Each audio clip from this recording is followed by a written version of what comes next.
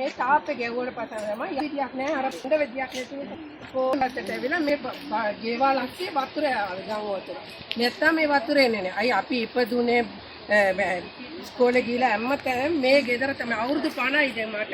මම මේ තමයි ඉන්නේ. හරිද?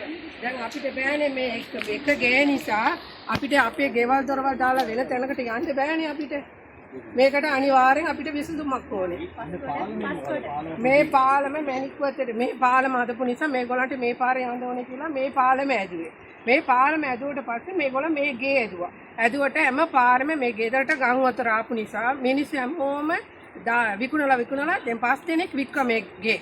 වික්කට පස්සේ මේ ගත්ත එක්කන ආයෙ තාප්පේ ගැවුවා. තාප්පේ ගැවුවට පස්සේ එක වතුර බින්දා කරපැත්තට ගියනේ ඔක්කොම වතුර තාප්පේ මේට ආවේ. මේ පැත්තෙන් ඇවිල්ලා අපේ බඩු මුට්ටු ඔක්කොම ගියා. කෑම බඩු ඔක්කොම බඩු මුට්ටු ගියා. මේ පොඩි ළමයි නේ.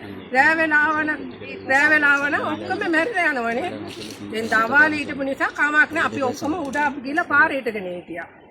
රෑ වෙලාවන ළමයි අපි ඔක්කොම යනවා එකපාරට. මේකට අනිවාර්යෙන් අපිට විසඳුමක් ඕනේ.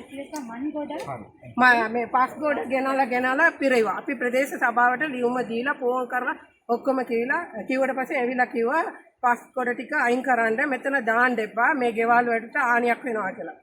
හා කියලා ගත්තේ නෑ. ආයේ ඒ ඔක්කොම මේ කන්දක් වගේ ආදලා පස් ටික පිරෙව්වා. ඒ පැත්තට පස් පුරවල බැම්ම දැම්මට පස්සේ තමයි වතුර ටික මේ පැත්තට ආවේ. ඒකේ ඉඳලා මේවා ටික අයින් කරන්න කියන්නේ අපිට නැත්තම් මේ පැත්තේ මොකක් කරලා දෙන්න කියන්නේ.